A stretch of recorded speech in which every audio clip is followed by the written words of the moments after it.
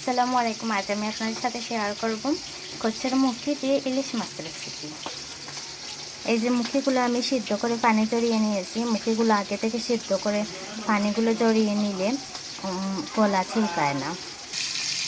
প্রথমে আমি তেল গরম করে এবার পেঁয়াজ বাটা দেব।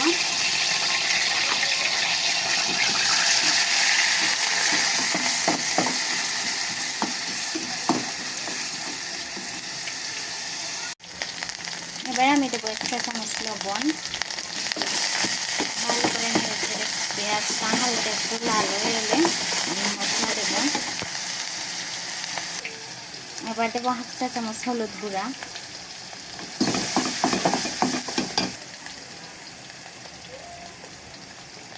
1 চা চামচ মরিচ গুঁড়া,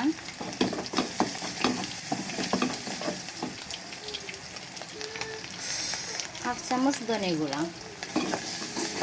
এবার ভালো করে নেড়ে চেড়ে হালকা জল দেব। এবার আমি সেদ্ধ করা মুখিগুলো দেব।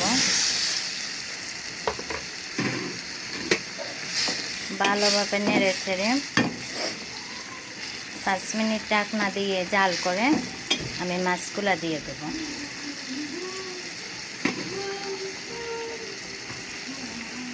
ঢেকে দেব। এবার আমি মাছগুলো দিয়ে দেব।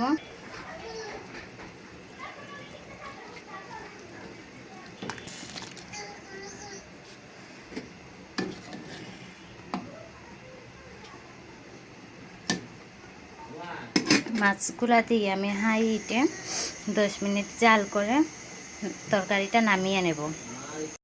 আমার ইলিশ মাছের রেসিপি রান্না শেষ। রেসিপিটি ভালো লাগলে লাইক কমেন্ট শেয়ার করতে ভুলবেন না।